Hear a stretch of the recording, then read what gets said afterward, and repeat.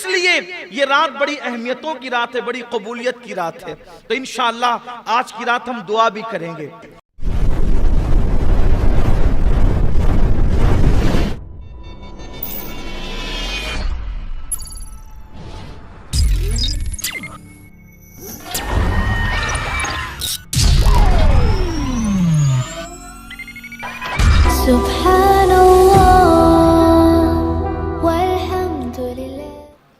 आज के लिए दिल ये चाहता है कि हर साल कभी फ़लसफ़े मेराज बयान हुआ, कभी मेराज के हवाले से निकात बयान हुए, और आज जुमेरात है और कल जुमा हमारा हफ्तावारी इज्तिमा है। तो ये दोनों नशिस्तों के अंदर दिल ये चाहता है कि हुजूर अलैहिस्सलाम की मेराज का एक सरसरी वाक़या जिक्र कर दिया जाए। हुजूर मेराज पर कैसे गए उसका पूरा तस्करा आज हम करते हैं, जितना भी वक्त में गुंजाइश होगी, इसलिए कि महफिल के अख्तिताम पर जो है वो जिक्र और दुआ भी, जैसे कि हर जुमेरात को यहाँ जिक्र होता है, तो मुख्तसर जिक्र, और फिर इंशाअल्लाह चूँकि आज शब मेराज है, बड़ी मुबारक रात है, तो दुआ भी इंशाअल्लाह हम आज करेंगे। आज खुसूसी दुआ की रात है, कबूलियत की रात है, और चूँकि आज मेराज और शब जुमा दोनों एक साथ हो गए हैं।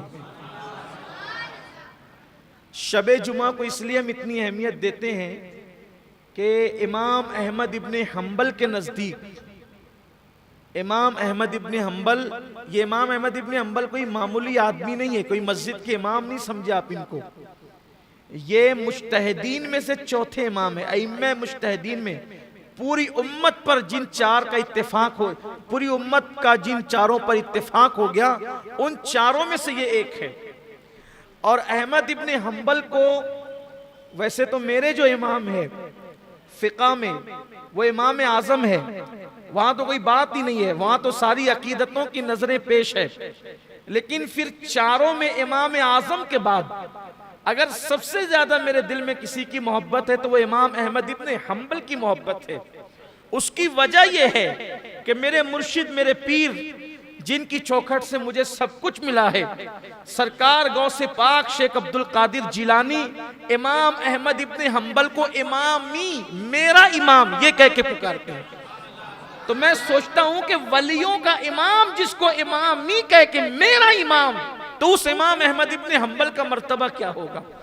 वो इमाम अहमद इब्ने हम्बल फरमाते हैं, वो इमाम अहमद इब्ने हम्बल जिसको फतावा रज़विया में इमाम अहमद रजा ने भी लिखा है, उन्हीं के हवाले से, मदारिजुन नबुवा में शेख अब्दुल हक ने भी लिखा है उन्हीं के हवाले से, कि शबे जुमा शबे कद्र से अफजल है।